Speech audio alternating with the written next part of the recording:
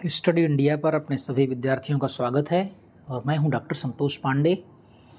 आपको ये मालूम है पहले से कि मैं बीए सेकंड सेमेस्टर के लिए कुछ कक्षाएं रिकॉर्ड कर रहा हूं। अभी पिछली जो कक्षा मैंने रिकॉर्ड की थी वो रीतिकाल के एक बड़े कवि, रीतिकाल के प्रवर्तक आचार्य केशवदास पर रिकॉर्ड की थी मैंने। वो उम्मीद करता हूँ कि आप को मिल चुकी होगी और आप उसे पढ़, लिख, समझ और बूझ रहे होंगे। तो मैंने अपनी बात समाप्त की थी रामचंद्रिका पर। मैं बात कर रहा था आचार्य केशवदास का सबसे प्रसिद्ध ग्रंथ, सबसे बड़ी रचना है रामचंद्रिका। उस पर मैं लगता है मैंने बात पूरी कर ली थी। आज मैं उसके आगे बात करूँगा, ठीक है। तो पढ़ने पढ़ाने का अंदाज वही रहेगा। आप अगर चाहें तो इसे लिख सकते हैं। मैं ऐसा पढ़ाता लिखाता हूँ, बोलूँगा ऐसा आराम से कि आप इसे लिख लेंगे। तो चलिए हेडिंग फिर से डालेंगे आप, आचार्य केशवदास। ये आचार्य केशवदास का पार्ट 2 है। आचार्य केशवदास का पार्ट 1 मैंने रिकॉर्ड कर दिया है, आपको भेज दिया है। आचार्य केशवदास का पार्ट 2 आप डालेंगे हेडिंग आचार्य केशवदास। और अब हम इनकी एक दूसरी रचना है, उसका नाम है रसिक प्रिया, उस पर बात करेंगे। इनकी जो रचना पहली थी उस पर बात कर चुका हूँ मैं। आज इनकी रचना दूसरी है रसिक प्रिया, उस पर बात करूँगा। तो रसिक प्रिया लिखेंगे आप, डालेंगे हेडिंग रसिक प्रिया। इसका प्रकाशन वर्ष है 1591 ईस्वी, 1591 ईस्वी। इसमें है क्या, ये लिख लीजिए, नायिका भेद एवं रस निरूपण संबंधी रचना है। यह नायिका भेद एवं रस निरूपण संबंधी रचना है, यानी इसमें नायिकाओं के भेद बताए गए हैं और विभिन्न प्रकार के रसों को परिभाषित और उनको उदाहरण के रूप में दिया गया है, निरूपण किया गया है। किसका किसका? नायिका भेद का और रस निरूपण का। नेक्स्ट पॉइंट लिखेंगे, रसिक प्रिया का आधार, रसिक प्रिया का आधार रुद्र भट्ट कृत श्रृंगार तिलक है। रसिक प्रिया का आधार रुद्र भट्ट कृत श्रृंगार तिलक है। यानी रसिक प्रिया जो आचार्य केशव ने लिखी है, ये संस्कृत के किस काव्य ग्रंथ पर आधारित है? तो ये रुद्र भट्ट एक बड़े आचार्य थे, उनकी रचना है श्रृंगार तिलक, ये उस पर आधारित है। नेक्स्ट लिखेंगे, रसिक प्रिया में 16 प्रभाव हैं। कितने प्रभाव? 16 प्रभाव। प्रभाव का मतलब वही कांड या अध्याय। ये भी पूछ सकते हैं बड़े आराम से आपसे कि कवि प्रिया में रसिक प्रिया में अध्यायों और खंडों का नाम क्या है? तो क्या है? प्रभाव। रामचंद्रिका में क्या नाम था? प्रकाश। इसमें नाम है प्रभाव। तो इसमें कितने प्रभाव हैं? 16 प्रभाव हैं। वहाँ कितने प्रकाश थे? 39 प्रकाश थे। रामचंद्रिका में छंद कितने थे? 1717, 1717, 1717। रसिक प्रिया में छंद संख्या कितनी है? लिख लीजिए 530। 530 छंद है रसिक प्रिया में। रसिक प्रिया केशव की प्रथम रचना है, ये इंपॉर्टेंट है। रसिक प्रिया केशव की प्रथम रचना है। नेक्स्ट पॉइंट लिखेंगे, यह कृति रसिक जनों को ध्यान में रखकर लिखी गई है। यह कृति रसिक जनों मतलब जो रस में आनंद लेते हैं, जो रस में हमेशा बहते रहते हैं, ऐसे लोगों का कहता है रसिक जन। यह कृति रसिक जनों को ध्यान में रखकर लिखी गई है। ठीक है, चलिए अगली कृति है आपकी कवि प्रिया। नेक्स्ट डालेंगे हेडिंग आप, कवि प्रिया। रचना का समय लिखेंगे 1601 ईस्वी। 1601 में आपकी 2 रचनाएं, रामचंद्रिका और कवि प्रिया। कवि प्रिया 1601 ईस्वी में इसका प्रकाशन होता है, यानी लिखी जाती है। यह कवि शिक्षा से संबंधित रचना है। कवि शिक्षा से संबंधित रचना है। कवि शिक्षा का मतलब क्या हुआ कि कोई भी कवि जब कविताएं लिखता है और अगर उससे काव्य शास्त्र का ज्ञान नहीं है तो उसकी रचना प्रभावी नहीं होती है। अगर आपको, जैसे मान लीजिए कि आपको कार बनाना है, या आपको एसी बनानी है, या आपको कोई भी ऐसा चीज़ है जो बनाना है, अगर उसकी आपको विधिवत शिक्षा नहीं मिली होगी तो आप क्या करेंगे, ऊट पटांग बना करके चले आएंगे और उसमें आपको बदनामी मिलेगी। और जिसके घर में आप बनाने जाएंगे उसका पैसे का नुकसान होगा और उसको कोई फ़ायदा भी नहीं होगा। इसका मतलब क्या हुआ? इसका मतलब यह हुआ कि आप जिस चीज़ के कारीगर हैं, जिस चीज़ को आप सृजन कर रहे हैं, जिस चीज़ को आप बना रहे हैं, अगर उसकी पूरी पद्धति, उसकी पूरी नियमावली, उसका पूरा विधि विधान, उसकी पूरी विधिक प्रक्रिया आपको नहीं मालूम होगी तो आप अनाप शनाप काम करेंगे, उल्टे सीधे काम करेंगे। तो उसी प्रकार से वह कवि जिसे काव्य शास्त्र की जानकारी नहीं है, जिसे अलंकार शास्त्र की जानकारी नहीं है, जिसे छंद शास्त्र की जानकारी नहीं है, जिसे दोहा, सोरठा, चौपाई इनके संबंध में जानकारी नहीं है, जिसे समाज की जानकारी नहीं, जिसे दुनिया की जानकारी नहीं है, वो कवि अगर कविता लिखेगा तो वो क्या होगा, वो आप खुद समझिए कि वो कविता किस प्रकार से होगी। तो कवि प्रिया जो ग्रंथ है वो ऐसे कवियों को शिक्षित करने के लिए लिखी गई रचना है। एक प्रकार समझ लीजिए कि कोई कवि अगर इसे पढ़े तो ये ट्यूटर होगी उस कवि के लिए, उस कवि को ये टीच करेगी कि कोई कविता कैसे लिखी जाती है। तो यह कृति कवि शिक्षा से संबंधित रचना है। नेक्स्ट पॉइंट लिखेंगे, इसका उद्देश्य काव्य शास्त्रीय सिद्धांतों को सुगम बनाना है। इसका उद्देश्य काव्य शास्त्रीय सिद्धांतों को सुगम बनाना है। नेक्स्ट पॉइंट लिखेंगे, अब जरा हम जान लेते हैं कि आचार्य केशवदास ने जो कविप्रिया लिखी है, लिखी क्यों। असल में क्या था कि राजा इंद्रजीत सिंह जो ओरछा नरेश थे, उनके यहाँ एक गणिका रहती थी। गणिका का मतलब नृत्यांगना आप कह लीजिए, और वो हेड नृत्यांगना थी राज दरबार की। उसका नाम था राय प्रवीण। तो राय प्रवीण को काव्य की शिक्षा देने के लिए आचार्य केशवदास ने इस ग्रंथ की रचना की थी। बात समझ गए आप? तो लिख लीजिए आप, इंद्रजीत सिंह के दरबार की गणिका, इंद्रजीत सिंह के दरबार की गणिका राय प्रवीण को काव्य शिक्षा देने के उद्देश्य से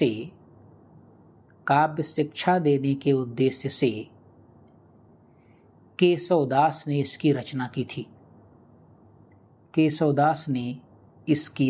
की थी।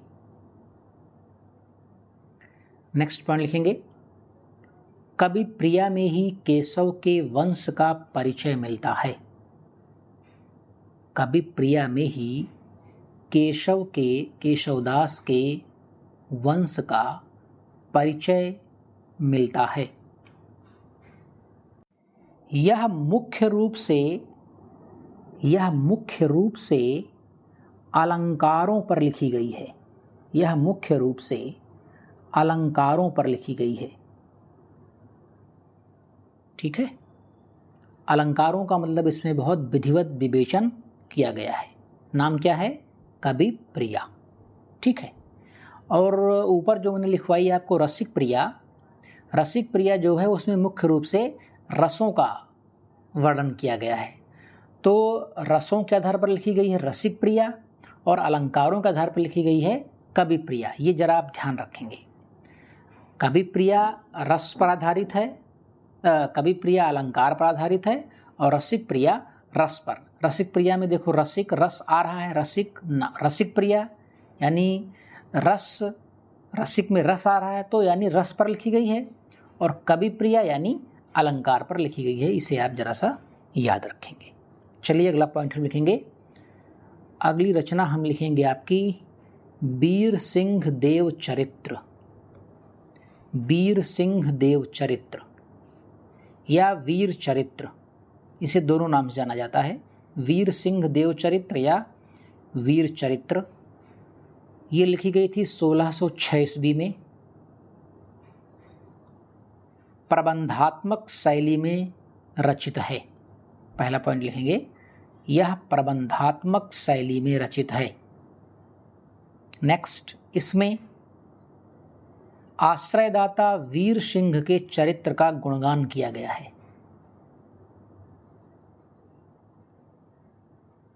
इसमें आश्रयदाता वीर सिंह के चरित्र का गुणगान किया गया है।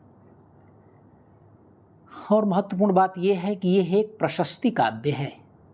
प्रशस्ति काव्य मतलब जिसमें किसी की प्रशस्ति करें आप, उसे प्रशस्ति काव्य बोला जाता है। किसी के चरित्र को आप खूब अच्छे से गुणगान करें तो वो बोलते हैं उसे हम प्रशस्ति काव्य। तो वीर सिंह देव चरित्र क्या है? ये प्रशस्ति काव्य है। तो लिखेंगे आप, यह एक प्रशस्ति काव्य है। इसमें 14 प्रकाश हैं। इसमें अध्यायों का नाम क्या है? प्रकाश। कितने प्रकाश हैं? 14 प्रकाश। मुझे लगता है मैंने कवि प्रिया में प्रकाश नहीं लिखवाए क्या? छंद, हाँ नहीं लिखवाए शायद। तो जरा सा 1 मिनट आप लिख लीजिए, जहाँ हेडिंग डाली होंगी आपने कवि प्रिया लिखिए। इसमें 16 प्रभाव हैं। 16 प्रभाव यानी 16 कांड या खंड हैं। नाम क्या है? प्रभाव है। देखिए प्रभाव 2 जगह नाम है। रसिक प्रिया में भी प्रभाव नाम है, वहाँ भी 16 प्रभाव हैं। कवि प्रिया में भी नाम है खंडों का प्रभाव, और यहाँ भी 16 प्रभाव है। दोनों में 16-16 प्रभाव है, लेकिन छंद संख्या अलग अलग है। रसिक प्रिया में छंद संख्या है 530 और कवि प्रिया में जरा आप लिख लीजिए छंद संख्या है 896, 896। कवि प्रिया 896, रसिक प्रिया 530। ठीक है, चलिए। हाँ, तो हम बात कर रहे थे किसकी? हम बात कर रहे हैं वीर सिंह देव चरित्र की। तो इसमें कितने प्रभाव हैं? प्रकाश हैं। इसमें 14 प्रकाश हैं। अब हम नेक्स्ट ग्रंथ की बात करेंगे इनके, वो है विज्ञान गीता। विज्ञान गीता आप डालेंगे हेडिंग विज्ञान गीता। ये कब लिखी गई? ये लिखी गई 1610 ईस्वी में। 1610 ईस्वी में। पहला पॉइंट लिखेंगे विज्ञान गीता के बारे में। संस्कृत के प्रबोध चंद्रोदय नाटक के आधार पर, संस्कृत के प्रबोध चंद्रोदय नाटक के आधार पर यह रचना लिखी गई। इसकी रचना हुई। संस्कृत के प्रबोध चंद्रोदय नाटक के आधार पर इसकी रचना हुई। नेक्स्ट पॉइंट लिखेंगे, इस रचना में काव्यात्मक शैली में दार्शनिक सिद्धांतों का निरूपण हुआ है। इस रचना में काव्यात्मक शैली में दार्शनिक सिद्धांतों का निरूपण हुआ है। अच्छा, ये जो प्रबोध चंद्रोदय नाटक है, ये कृष्ण कवि का नाटक है। आप इसे भी लिख लीजिए कि प्रबोध चंद्रोदय जिस नाटक के आधार पर ये रचा गया है, विज्ञान गीता लिखी गई, तो जो प्रबोध चंद्रोदय नाटक है वो किसका लिखा हुआ है? वो लिखा हुआ है कृष्ण कवि का। तो ब्रैकेट में जहाँ आपने लिखा है प्रबोध चंद्रोदय, वहाँ पर लिख दीजिए ब्रैकेट में कृष्ण कवि, या अलग से लिख दीजिए प्रबोध चंद्रोदय कृष्ण कवि का नाटक है। ठीक, चलिए अगला पॉइंट लिखिए आप। इसमें 1684 छंद हैं। विज्ञान गीता में कितने छंद हैं? 1684 छंद हैं। नेक्स्ट पॉइंट लिखेंगे, इस रचना में केशवदास एक धर्म गुरु एवं आचार्य के रूप में हमारे सामने आते हैं। इस रचना में केशवदास एक धर्मगुरु और आचार्य के रूप में हमारे सामने आते हैं। और अंतिम पॉइंट लिखेंगे इसमें, इस रचना में प्रतीक शैली में आध्यात्मिक विषयों का निरूपण किया गया है। इस रचना में यानी विज्ञान गीता में प्रतीक शैली में आध्यात्मिक विषयों का निरूपण किया गया है।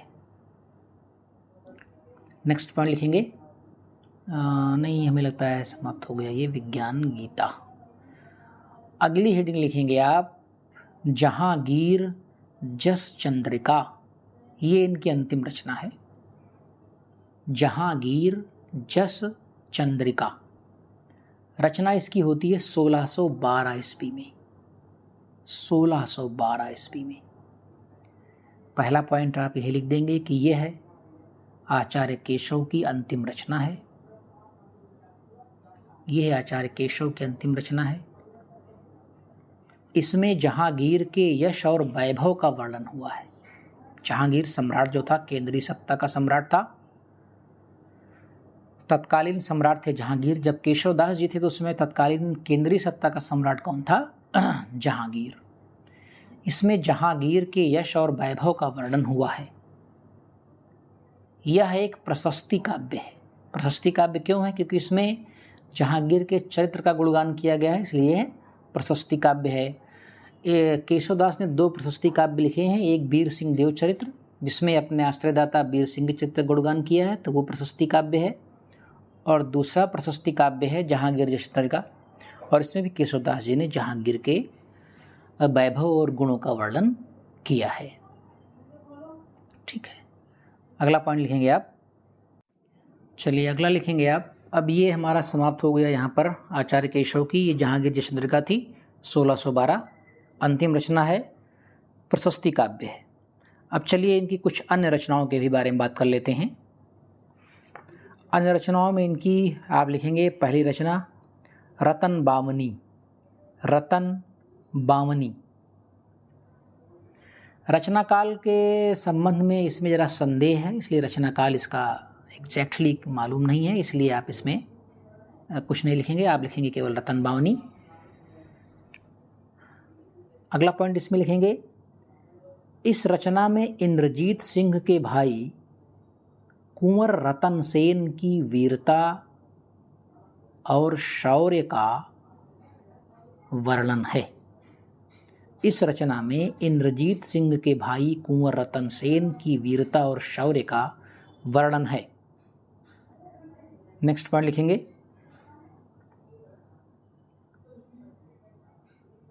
इसमें डिंगल भाषा का तथा छप्पय छंद का प्रयोग किया गया है। इस रचना में डिंगल भाषा का और छप्पय छंद का प्रयोग किया गया है। आचार्य रामचंद्र शुक्ल केशव की इसे प्रथम रचना मानते हैं। आचार्य रामचंद्र शुक्ल इसे प्रथम रचना मानते हैं। किसकी? केशवदास जी। किसे? रतन बावनी को। लेकिन मैं बता दूं, अभी मैंने आपको बताया था कि इन केशवदास की जो पहली रचना थी वो थी कौन सी? रसिक प्रिया। तो कुछ विद्वान रसिक प्रिया को मानते हैं और कुछ विद्वान रतन बावनी को मानते हैं।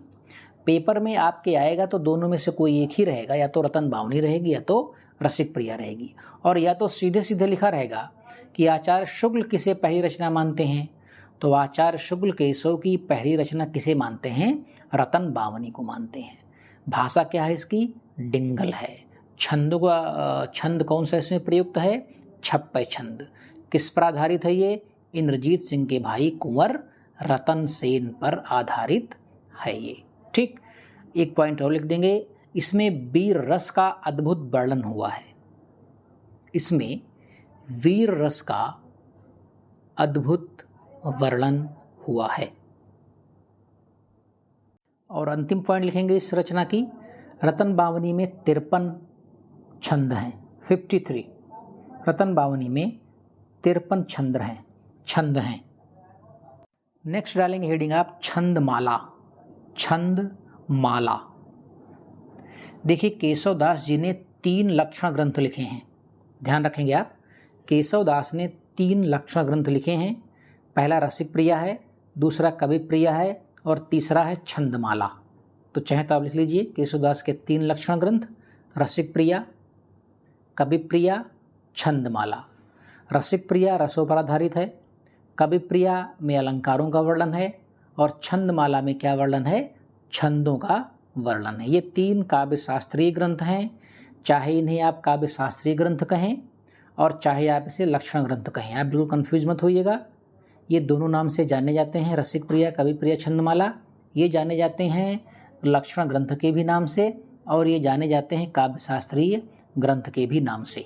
ठीक है, तो इनमें बिल्कुल कन्फ्यूजन आपको नहीं होना है। तो ये छंदमाला रचना है, छंदमाला रचना है, ये जो है इसका रचना काल हमें नहीं मालूम है। हाँ, इसका आधार आप लिख लीजिए कि छंदमाला का जो आधार है वो है संस्कृत का वृत्त रत्नाकर नामक ग्रंथ। छंदमाला का आधार संस्कृत का वृत्त रत्नाकर नामक ग्रंथ है। चलिए अगला आप लिखेंगे शिख नख। शिख नख, पहला पॉइंट लिखेंगे शिख नख में। विश्वनाथ प्रसाद मिश्र के अनुसार नख शिख, शिख नख और 12 मासा, 3 चीजें बता रहे हैं ये। क्या क्या? एक नख शिख, एक उसी का उल्टा शिख नख और 12 मासा। ये 3 कृतियां जो आचार्य केशवदास की कही जाती हैं, ये पहले कवि प्रिया के अंतर्गत थीं। विश्वनाथ प्रसाद मिश्र के अनुसार, आप लिखेंगे विश्वनाथ प्रसाद मिश्र के अनुसार नख शिख, शिख नख और 12 मासा पहले कवि प्रिया के अंतर्गत थीं। बाद में ये अलग अलग प्रचारित और प्रकाशित हुई। बाद में ये अलग अलग प्रचारित और प्रकाशित हुई। नेक्स्ट पॉइंट लिखेंगे। देखिए, ऐसा कहा जाता है कि जो शिख नख या नख शिख की जो रचना है वो किस प्रकार से हुई। मैंने पीछे आपको बताया कि इनकी एक रचना थी कवि प्रिया। वो किस आधार पर हुई? तो आधार पर क्या था उसका कि राय प्रवीण जो थी, गणिका थी राजा इंद्रजीत सिंह के दरबार की, राय प्रवीण जी। तो राय प्रवीण को कवि शिक्षा देने के लिए आचार्य केशवदास ने कवि प्रिया नामक ग्रंथ लिखा था। बिल्कुल एग्जैक्टली वही यहाँ भी होता है। जो नख शिख या शिख नख रचना है, ये आचार्य केशवदास ने राय प्रवीण को शिख नख की शिक्षा देने के लिए इसकी रचना की थी। तो आप इसे लिख लेंगे कि किंवदंती के अनुसार आचार्य केशव ने राय प्रवीण को शिख नख की शिक्षा देने के लिए इस ग्रंथ की रचना की थी। शिख नख की शिक्षा देने के लिए इसकी रचना की थी। चलिए अगली रचना लिखेंगे आप इनकी 12 मासा। 12 मासा, 12 मासा में क्या है लिखेंगे, शिक्षा क्षेप के अंतर्गत 12 मासा का वर्णन हुआ है। शिक्षा क्षेप के अंतर्गत 12 मासा का वर्णन हुआ है। अब अंतिम बात मैं आपको करके ये क्लास समाप्त करूंगा। पहले समझते हैं 12 मासा क्या है, फिर समझते हैं शिक्षा क्षेप क्या है। 12 मासा आप अच्छी तरह समझ गए होंगे। मैंने पीछे बड़े डिटेल में समझाया था आपको। अब मलिक मोहम्मद जायसी के 12 मासा को लेकर के नागमती वियोग वर्णन खंड जो बीए फर्स्ट सेमेस्टर में आपने पढ़ा होगा, उसमें 12 मासा को लेकर के एक पूरा मैंने क्वेश्चन तैयार किया था, वो आपने उसे पढ़ा होगा। तो 12 मासा का मतलब मैं फिर से बता दूं बहुत शॉर्ट में कि वियोग, जब किसी को वियोग होता है, जब किसी का प्रिय उससे दूर होता है तो उसे कहते हैं वियोग की स्थिति।